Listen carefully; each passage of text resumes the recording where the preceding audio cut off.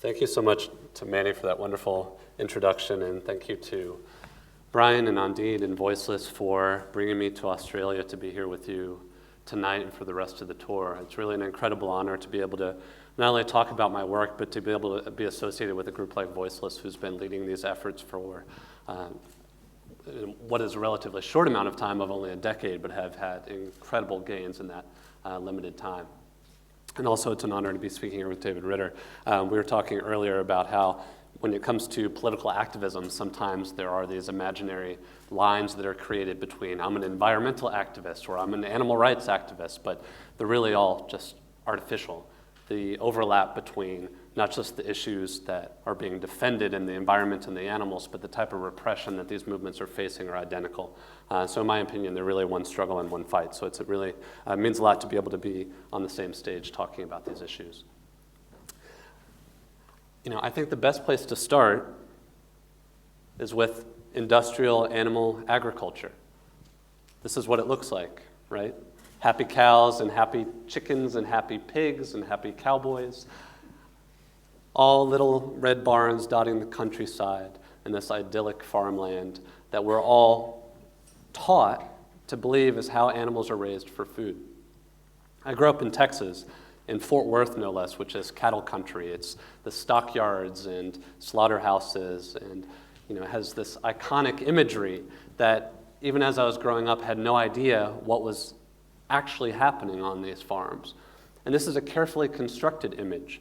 It's through public relations campaigns and advertisements, through toys and through stories that we tell ourselves. But the reality is much different. Industrial animal agriculture has been brought into a spotlight solely because of the work of undercover investigators who have filmed what happens every single day on these farms throughout the world, not just what are the aberrant abuses, but what are standard industry practices. These undercover investigations have led to the largest meat recall in U.S. history when the Humane Society documented cows that were too sick to even walk, which is so common that the industry refers to them as downers. These downers were entering the food supply as part of a USDA or Department of Agriculture program of feeding school children as part of the National School Lunch Program. It's obviously not only atrocious behavior, but it's dangerous to the people that are consuming these sick animals. These investigations have led to criminal charges. Workers in North Carolina were exposed beating turkeys with metal pipes. Workers in Wyoming were exposed slamming piglets to death. Time and again, prosecutors have begun trusting this footage and working with investigators throughout the country to try to put an end to some of the worst abuses. In my opinion, the most damning consequence of these investigations, though, is that they've exposed what is normal and what the industry defends. Every time one of these investigations comes out, you have the industry saying, well, body slamming piglets to death is normal. This is how we do things.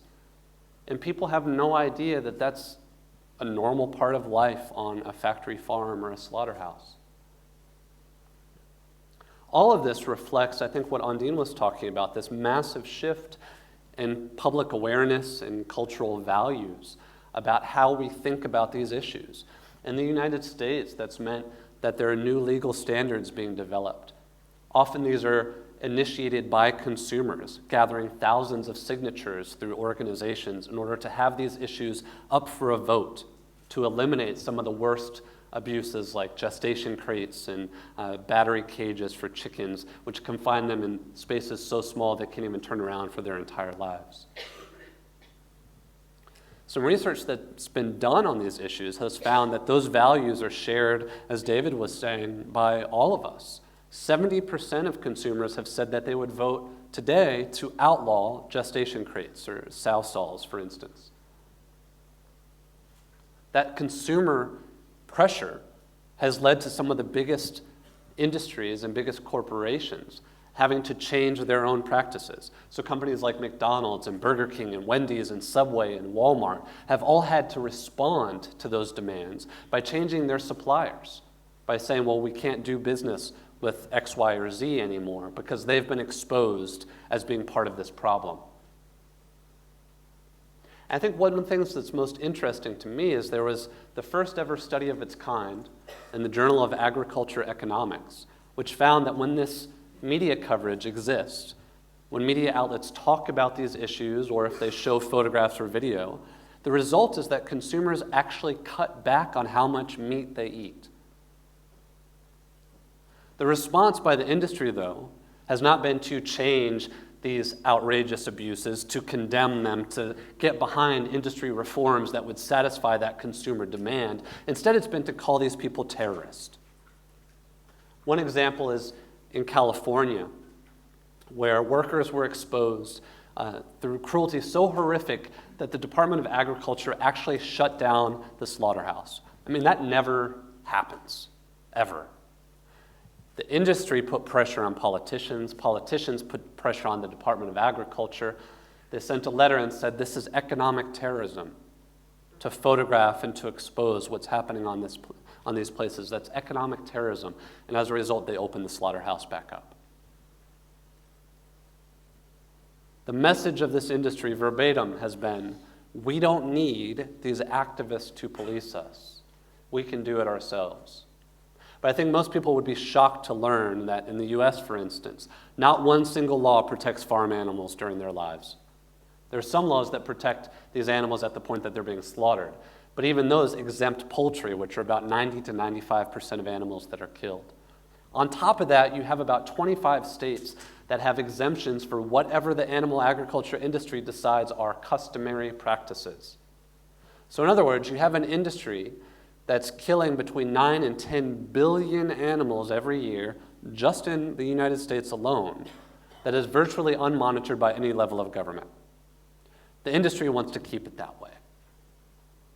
But to explain, though, how Ag Gag came about, and to explain how it's started transitioning over to Australia and to other countries, we need to go back a little bit, and we need to look at how the animal protection movement and the environmental movement emerged in the early 1980s, the kind of modern incarnation of these movements.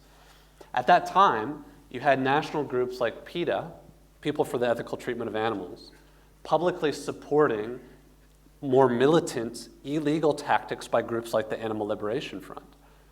When the Animal Liberation Front rescued this primate named Britches, who had his eyes sewn shut in sight deprivation experiments, they turned over the video footage anonymously to PETA.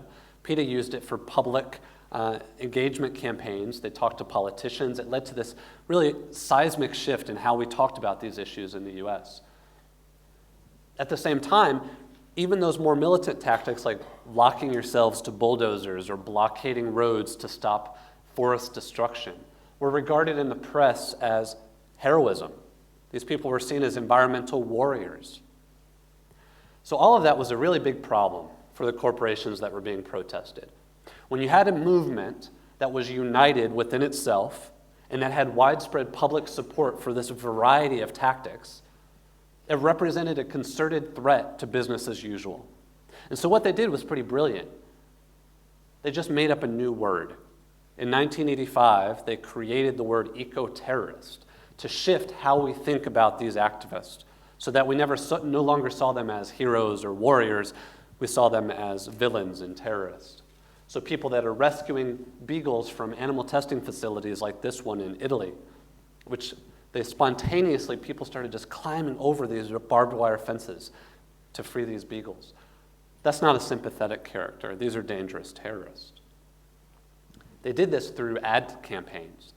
Here's one from about 1985 from the fur industry. Meet the world's newest terrorist. Don't tolerate terrorism in America. Fur is for life. You kind of have this black-clad balaclava figure with an axe. I don't know if y'all had that show with Steve Urkel that ever aired in Australia, but this kind of looks like that nerdy character, maybe like Williamsburg hipster kind of vibe. 20 years later, though, it's the same thing. This was an ad that ran in the New York Times, Washington Post, USA Today, as a group of activists were awaiting sentencing as terrorists for a protest campaign that I'll talk about in a moment. And you see, you kind of got rid of the Steve Urkel character, but they still haven't quite done their research because these alleged animal rights extremists are wearing leather jackets. Nonetheless, they are apparently holding Wall Street hostage, not through actually holding someone hostage, but by protesting so effectively, it got a company dropped from the New York Stock Exchange.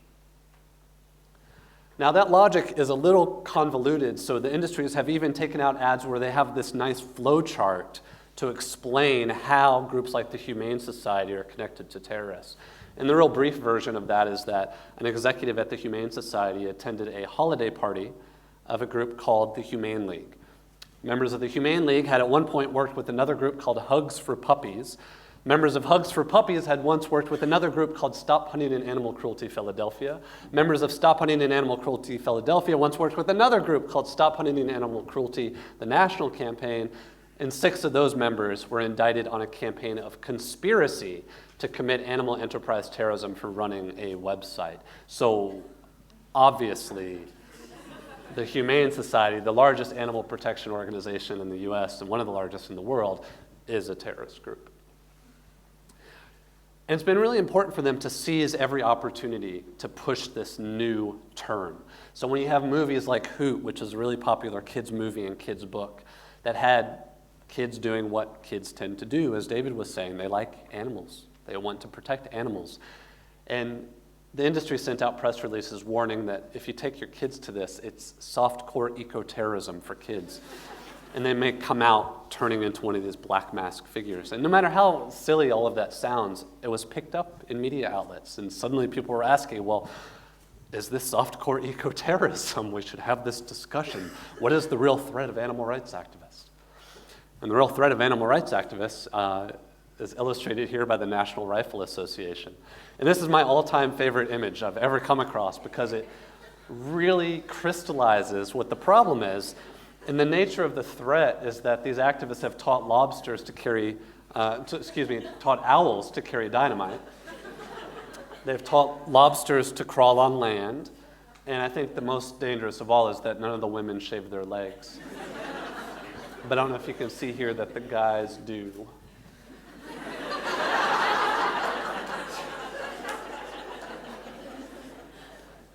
No matter how absurd a lot of this sounds, it's worked its way up to the top levels of government, to the point where the FBI has actually said that animal rights and environmental activists are, quote, the #1 domestic terrorism threat. These are social movements that even among the more militant tactics that are clearly breaking the law have never harmed a single human being, according to the FBI. Yet, on the FBI's website, they've listed an alleged fugitive animal rights activist alongside Osama bin Laden as the most wanted terrorist. But I think we need to remember, though, who is not being labeled as the #1 domestic terrorism threat.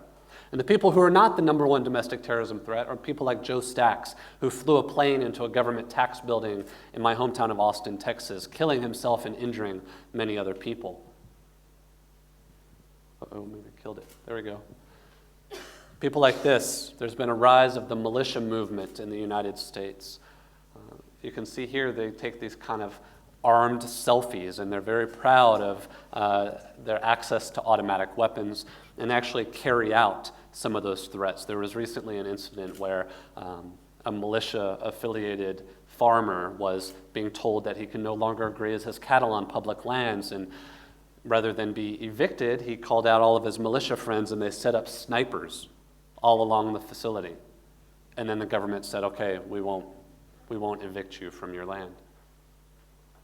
Of course, you can't talk about this type of violence without talking about the crimes by anti-abortion extremists who have murdered doctors, murdered nurses, all in the name of depriving women of the right to choose their own health care.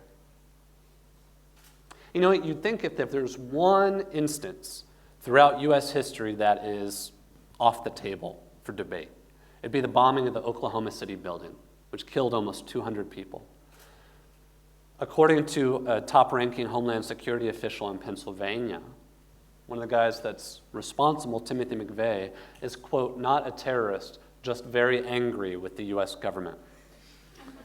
Well, unfortunately for us, there have been a lot of people like that very angry with the U.S. government. And according to a report by West Point, the military academy, which isn't exactly a leftist, animal rights extremist, environmentalist haven, they've done an exhaustive study on that type of violence. And there's been a 400% increase since the 90s. Now, in one specific period, the 3 years after September 11th, there were 283 injuries and 71 deaths by right-wing groups. According to my research, I went through every FBI report that is out there on the nature of the terrorism threat, examined their data sets, compared it to research like this, and found that the FBI says that every single act of domestic terrorism in that period, except for one, was the work of animal rights and environmental groups who harmed no one. So either the FBI has no idea what's actually taking place in the United States in this right-wing violence epidemic that's been growing, or they're intentionally downplaying it while exaggerating the threat of protest groups. These aren't just rhetorical concerns, though, and rhetorical flourishes. These have real-world consequences. So the group I mentioned earlier with the ad campaign, as they were awaiting sentencing, they were dubbed the Shack 7. And the Shack 7 were a group of activists that campaigned so effectively against a company called Huntington Life Sciences that Huntington was dropped from the New York Stock Exchange. Its share prices went from upwards of $30 to $50 to pennies on the dollar. The lab had been exposed doing things like punching beagle puppies in the face, dissecting live monkeys, just absolutely unconscionable cruelty. And that campaign was so effective because these activists on their website, they publicly supported a variety of tactics, including legal and illegal. They didn't do any of them, but they said, whatever you want to do to shut down this lab, if you want to protest, if you want to rescue beagles from animal testing, we support all of it. Now, the government couldn't indict them for actually doing anything because they didn't, so they indicted them for conspiracy to commit animal enterprise terrorism. Conspiracy to shut down that laboratory. That was under a previous version of the law called the Animal Enterprise Protection Act. There's now a new version called the Animal Enterprise Terrorism Act. This is a law I was invited to testify before Congress about my reporting. And it takes that previous version and kind of beefs it up on steroids. These are some of the industries that were involved in sponsoring that legislation. I only found out this because someone leaked to me the internal website of the lobbying group. And being the good muckraking journalist that I am, I entered a username of test and a password of test. And it just opened wide up. And so you had all these companies that were listed: the chicken industry, the pork industry, Pfizer, Wyeth, GlaxoSmithKline, the egg producers, the Kennel Club, Ringling Brothers, the circus, all united to label animal rights activists as terrorists. And they were so supportive of this bill because it made really important changes to the law. Now, the Animal Enterprise Protection Act was already bad. It was already vague. It was already overly broad. And it was already used to convict a group of protesters for speech. But the language of the law was about disruption. In other words, physically removing animals from laboratories, breaking out windows, burning down a facility, physically disrupting those operations, right? The AETA changed that to damaging or interfering with the operations of an animal enterprise, which is later defined as including the loss of profits. So instantly, we blow it up quite large. On top of that, there are 3 ways of being wrapped up under this new legislation. You have to intentionally damage or cause the loss of property, which, as I mentioned, could include loss of profits. Secondly, put a person in reasonable fear. Or third, conspire to do either of those things. Now, putting someone in a reasonable fear of bodily injury certainly should not be lawful, and it's not. But think about those ads I had put up on the screen previously. There's a multi-million-dollar effort to turn the unreasonable fear into a reasonable one, to manufacture this fear. So how do we even talk about something like a reasonable fear in this political climate anymore? Additionally, it expanded the law to not just focus on doing any of those things against one animal industry, but anyone who does business with that industry. So for instance, if you're protesting a factory farm, and as part of that campaign, you're targeting the suppliers. Maybe it's the toilet paper supplier or the people that supply lunches to the workers or anything like that, that can be targeted as part of it. If you're a labor union that's protesting a business that does business with an animal enterprise, that could be labeled as terrorism. Now, when I testified, I raised First Amendment concerns, free speech and civil liberties concerns about how language like this, I don't think should encompass illegal activity. It's certainly not terrorism. But setting that aside, this is threatening lawful protest activity. And in response to my testimony, they added some new language in that says, well, this specifically exempts any free speech. Which is an amazing thing for members of Congress to do, is to say, trust us, we're not going to use this against you. Trust us, we promise this is constitutional. It doesn't work that way, though. They can include that language, but the real damage of legislation like this is what lawyers would call a chilling effect. It doesn't outlaw First Amendment activity or protest, but it makes people afraid. When you see these things going on, you have to think twice. Well, am I going to stick my neck out? Am I going to risk being labeled a terrorist and being wrapped up under this legislation? And that's not a question that anyone should have to ask themselves. There was a law during the Red Scare, McCarthyism in the 40s and 50s, that said it's completely lawful to be a communist, but if you want to send or receive communist political propaganda, you just have to go down to the post office and sign for it. Now, anyone who's paying attention to what's going on in the world in that era would not go down to the post office and sign for communist political propaganda. So it had the same effect. It had that chilling effect. So the Supreme Court struck it down. I would argue that this legislation should be relegated to the same fate. Now, most people never heard about legislation like this, including members of Congress. Less than 1% were in the room when it passed the House. The rest were outside at a new memorial. They were praising Dr. Martin Luther King as his style of nonviolent civil disobedience was included in a terrorism law if it's done in the name of protecting animals. When I testified about this law, in addition to my First Amendment concerns, I said that this type of legislation could be used against nonviolent undercover investigators, whistleblowers, protest groups, and the supporters, both Democrats and Republicans, said, no, that's never going to happen. Who is this journalist? These are just exaggerated threats. Don't worry about that. This is constitutional. It turns out that was a total lie. Through the Freedom of Information Act, a colleague of mine named Ryan Shapiro at MIT obtained FBI files that showed the Bureau has considered terrorism prosecutions against undercover investigators who are simply filming animal abuse. The first prosecution under the Animal Enterprise Terrorism Act was not for arson, it was not for breaking windows, it was for people that were protesting outside of animal experimenters' homes, which is controversial but completely lawful. They were sometimes chanting things like 1, 2, 3, 4, open up the cage door. These are chants that have been used for, not to date myself, but since I started paying attention to these issues in the mid-1990s. They've never resulted in actual opening cage doors at those protests. On top of that, they were chalking slogans on the sidewalk using children's sidewalk chalk. Now, the government argued that this all amounted to a campaign of terrorism against the university. Fortunately, in a rare victory, the judge threw out the case and said that the government hadn't actually proven what these people did. But those victories are unfortunately too few and far between.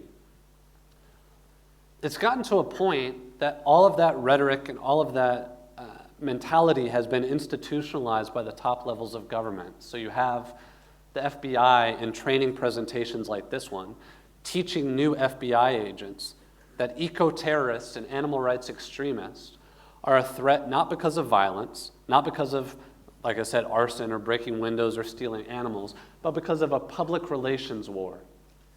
They use media, they use celebrities like Pamela Anderson. Sometimes they even get media slanted in their favor, God forbid.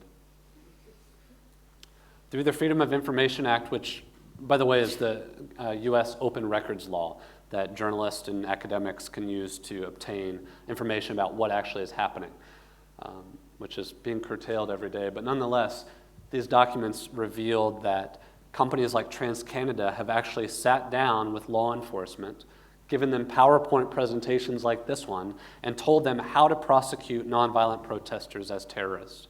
They included these dossiers of some friends of mine, of Scott and Ray, warnings of this environmental activism that they're using, similar to what David described, of mass protests building coalitions between ranchers and property owners and conservatives that are all threatened by this Keystone Pipeline.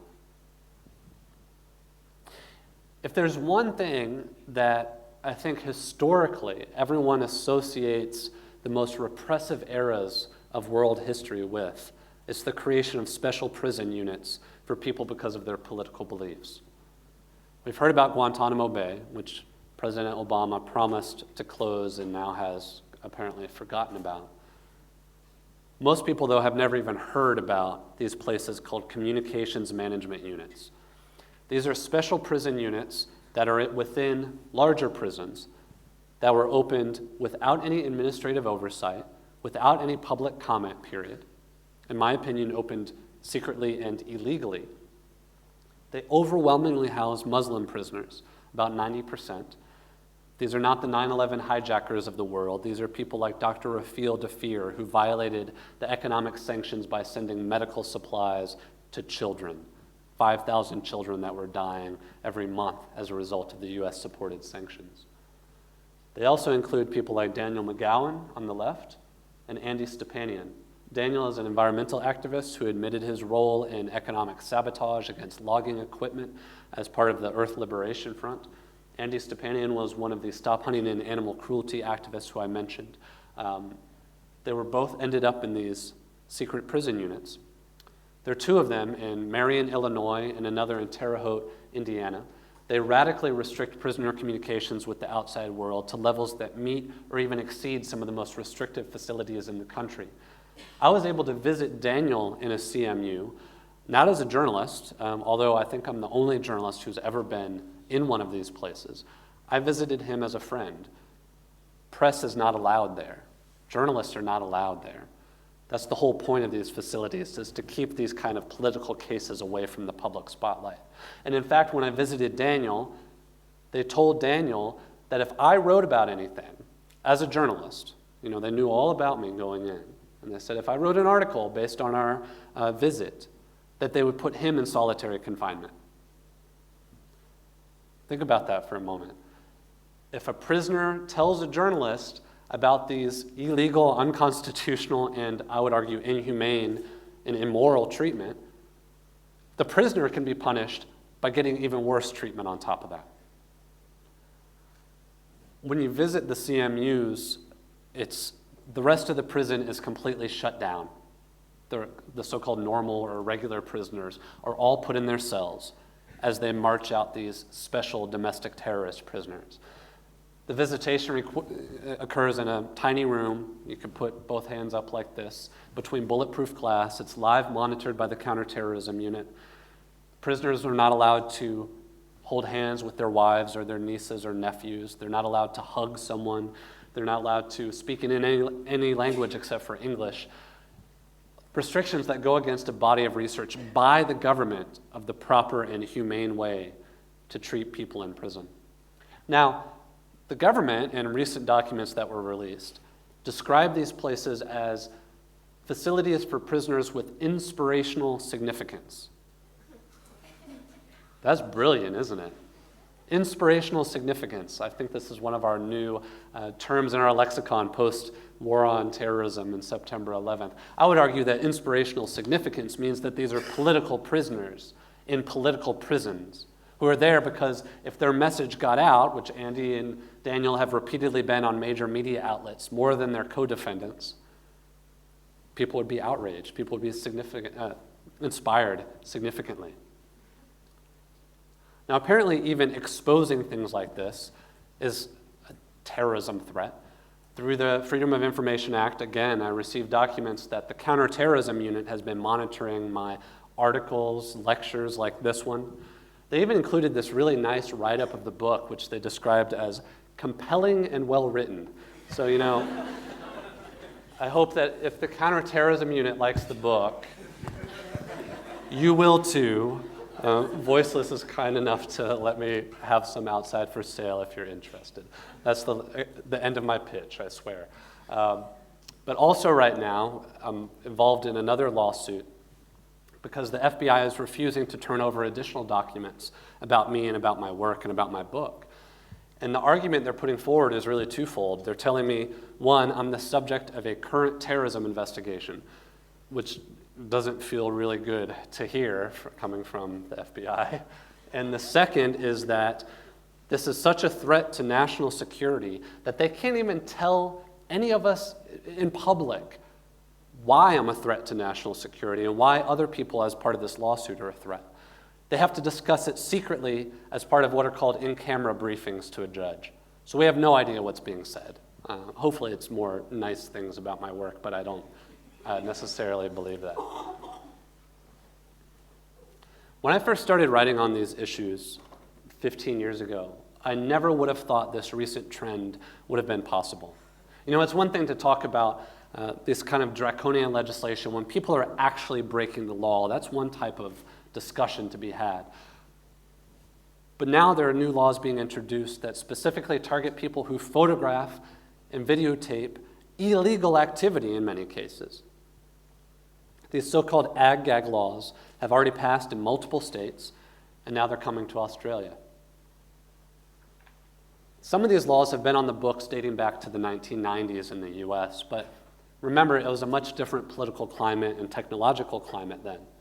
So while there were undercover videos taking place, it's not the same as now where you can have a Facebook page with millions of followers. You can throw something up on YouTube and get tens of millions of views.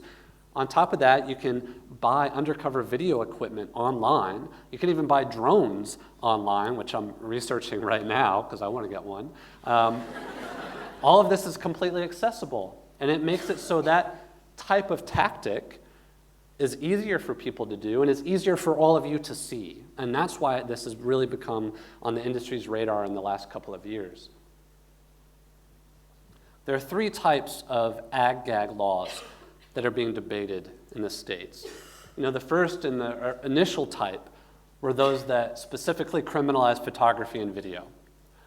But as you'll see a little bit later, as the industry was pushing these efforts, people didn't like them very much, and there's quite a bit of backlash about, criminalizing photography. So now they're trying to say, well, we should criminalize someone who obtains employment but doesn't reveal that they're an animal rights activist.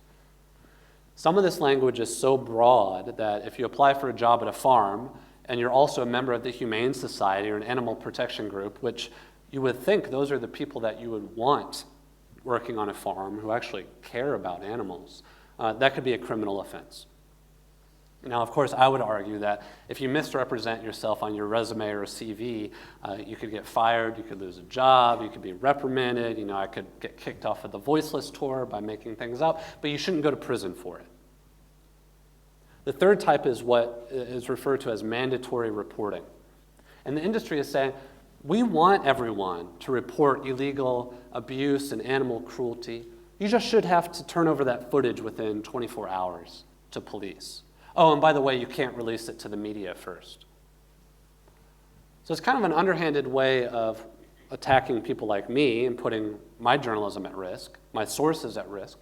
And on top of that, it's targeting people who are already among the most disenfranchised populations in the country. The people who work on factory farms are not there because that was among one of so many choices of places for them to work. They're overwhelmingly not native English speakers. They're immigrants. They're in many cases undocumented. They don't have access to attorneys. They don't have access to counsel. They don't know what any of this means. So when you tell them that they have to turn over some kind of footage in 24 hours and put their entire livelihood and their family on the line, is completely an inappropriate response to this problem. In my research, I went through all of these different pieces of legislation, and a funny thing emerged. They actually have copied and pasted a lot of these provisions from one state to the next. So either a lot of these politicians are just equally brilliant in understanding how language should be phrased, or they're working secretly behind closed doors to share information nationally and now internationally as well. So here's an example of how this has played out just this year in the US. There's an undercover investigation by a group called Mercy for Animals in Idaho that showed workers punching and kicking cows in the head and also sexually abusing animals. In response, the industry introduced SB 1337, which prohibits audio or video recordings of a farm without their permission. It also makes it illegal to obtain records without the farm owner's consent. It's really kind of an offshoot of Ag Gag that I'm really interested in now. That's an attempt to keep people like me from getting all those wonderful and exciting documents that you saw earlier that don't look too good for the FBI or industries. In Tennessee, the Humane Society did an investigation of what are called walking horses. These are horses that are beaten or have chemicals applied to their feet in order to make them walk in this just elaborate gait for show purposes and entertainment. In response to that investigation, more Ag Gag, this time criminalizing anyone who obtains commercial surveillance and transmits or distributes it. In Arizona, there's an ongoing battle against cockfighting where people strap razors to roosters' toes and feet for gambling. In response to some really horrific footage that came out, there's an Ag Gag bill being considered right now that would require mandatory reporting within 5 days. It also redefines animal under the existing animal cruelty law to say, well, let's just change the language a bit so farm animals are not actually animals, so we don't have to worry about cruelty to them on the farms, which is quite Orwellian, right? In Missouri, there's a battle against puppy mills of these facilities that have, I don't know how well you can see it in the back, of just they're not maintained, the animals are not cared for, they're bred and bred and bred to sell these dogs. In response to that, there's legislation that says no one should use a drone or other unmanned aircraft. Missouri, by the way, already has an Ag Gag bill, so this is kind of the next development of that right now. Finally, in Kentucky, the Humane Society documented more horrific abuses to pigs, including what the mainstream press referred to as Piglet Smoothies, which I think is kind of a silly term for the industry taking sick and diseased piglets, grinding them up, and then feeding them back to their mothers who are confined in gestation crates their entire lives and not actually able to ever move around. It created such a national debate about these issues and such bad press that they're now trying to prohibit video or audio recordings of farms. Now, it could go on, but unfortunately, this type of effort isn't just spreading between states. There are about 6 states that have Ag Gag laws right now. It's spreading to other countries. Europol, the European Police Agency, issued a terrorism threat assessment for all of Europe in 2011 that specifically mentioned undercover investigations by animal protection groups. They described it as disinformation campaigns against business interests that include images of sick and abused animals embedded in video footage and made public. In Austria right now, there are efforts in similar ad campaigns to label people who photograph farms as terrorists. Terrorists that are coming for, the translation of this is roughly that they're coming for your wives and your children, they're coming for your families, they're a threat to farmers. This is in response to what I think has been a brilliant campaign by activists over there who have argued for a long time that the industry is in bed with politicians. And to prove that, they put up photos on a website of all these different politicians, and when you click on their photo, it shows that the farms that they own. And when you click on the farms, it shows the animal abuse that's taken place in those places. And politicians haven't really liked that very much. In Spain, where I recently did some events there as well, because there's new legislation that criminalizes things like banner drops that Greenpeace has done on top of the Spanish government buildings. Also, it has rounded up a group of activists for their historic undercover investigations, a group called Igualdad Animal. Some of the most pivotal investigations in the history of the movement globally, in my opinion. Australians have long shown their solidarity for these types of tactics around the world, but now those same models are coming here.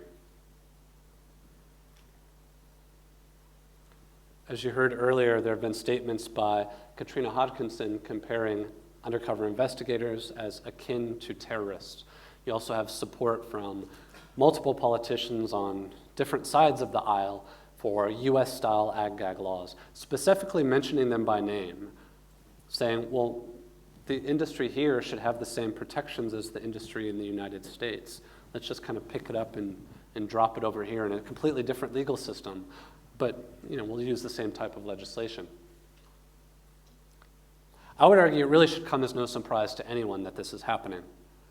The Australian animal protection movement has been influential globally. People like Patty Marks and their open rescues and undercover investigations have shaped how a lot of people in the States, with groups like Humane Society and Mercy for Animals, are thinking about those tactics.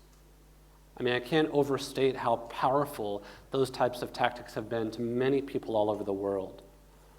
On top of that, by the way, I should mention this is a photo from Joanne MacArthur, a friend and colleague. In many of the photos I used are from Australia throughout the presentation. She's documented these tactics extensively and how they've been used here in Australia. On top of that, though, you have groups like Voiceless who are showing that these campaigns are deceptive and manipulative, challenging these efforts in court. So it kind of brings up this inevitable question of, well, I gave you all this depressing, horrible information. What do we do now? The spirit with which I'm here today is not to say, well, we should all be terrified and kind of stick our head between our legs and hope this all goes away. I actually draw quite a bit of inspiration from everything I've been seeing in the States. Those Ag Gag laws have led to coalitions that never existed before. Amnesty International, ASPCA, Labor Union, Sierra Club, ACLU, Human Rights Watch, groups that often are at each other's throats and don't get along too well, have found a common enemy. And their message has been that if we allow this to take place, if we allow factory farms to silence their critics, it doesn't matter what you think about animal rights activists. It doesn't matter if you're vegetarian, it doesn't matter if you're vegan, it doesn't matter if you care at all about these issues. You could be next. That's the precedent that this is setting right now. In fact, it's had that same effect with the pork industry. Now, this is the kind of sexy life of an investigative journalist. You spend your nights reading Pork Network and other publications. But you find really interesting things, like 73% of industry respondents to an industry survey said Ag Gag laws aren't helping them. So for those of the industry that are here tonight, I'm sure there are a few, it hasn't worked. It hasn't worked. The industry now is turning against these efforts. Ag Gag laws have only been used once in the States. A young woman named Amy Meyer saw a sick cow being pushed by a bulldozer outside of a slaughterhouse, and she was standing on the public street. And she did what any of us would, in this age of smartphones and Instagram and YouTube, is she filmed it. I found out about her prosecution and wrote a story about it. Within 24 hours, it created such an uproar nationally that prosecutors just said, forget it, and they dropped all the charges. A similar thing happened, there you go, with a young woman named Taylor Raddick. Taylor did an investigation of animal cruelty on farms, and she and her lawyer went to the sheriff's department and turned over her footage and said, here, we documented this, bring criminal charges. And the sheriff said, okay, so you filmed this? And she said, yes. She said, so you're telling me right now you saw this happen? And she said, yes, absolutely. Okay, come with us. We're going to go take your mugshot, and you're going to be prosecuted for animal cruelty because you didn't turn over footage of animal cruelty. You following this? Exactly. The rest of the country wasn't following it either. And so when news of that broke, it didn't take very long for the prosecutors to just drop those charges as well. And I include those examples because they reflect to me the power of what we're talking about tonight. This industry is absolutely terrified of you all seeing what happens behind closed doors. And people in power are terrified of you all seeing these repressive measures of nonviolent activists being labeled as terrorists. Because in both cases, when people find out about this stuff, they're outraged and they demand a change. A lot of times in events like this, people will ask me, well, what can we do to avoid prosecution? How do we make sure we don't violate the Animal Enterprise Terrorism Act? How do we make sure we don't run afoul of this new Ag Gag proposal in Australia? And the only answer I can give you is to stop being effective. Because that's the reason all of this is happening. The reason that activists are being targeted for their photography is because they're exposing what happens every single day on these farms, and they're rattling some of the most powerful industries on the planet. That's the only way we can explain how people who are stealing animals or burning down buildings are being labeled in the same way as people with a video camera. All of that has been a threat to business as usual in different ways. Today, the biggest threat isn't that people are doing that, because it's not really happening anymore. It's that they're exposing it. They're creating those windows. The reason I'm here on this tour is to show you all that you have an incredible opportunity right now. You can learn from some of these mistakes that have happened in the US. You can learn from how the industry has allowed these laws to be pushed too far in labeling people as terrorists and criminals for exposing these things. And you can make a change. It hasn't happened here yet. It's being debated, it's being discussed. It'll probably happen quite soon. But you can learn about these things before then. This is an opportunity that I wish we in the States had had. It's an opportunity to stop these things before they take root. Dostoevsky has this incredible line in Notes from the Underground that I always love, and he says, "The whole work of man is to prove he's a man and not a piano key." And so I read about all these other horrible, depressing eras of world history, like the Red Scare and the Third Reich and all these other things, but the message I draw from that is not that we have to repeat all those same mistakes over and over again. We don't have to repeat the same mistakes that are being made in the US right now. You can learn from it. You can adapt. You can think critically and forge new alliances. And most importantly, you can prove that we are not piano keys. In that spirit, thank you all so much for being here with me, and to Voiceless for hosting this talk.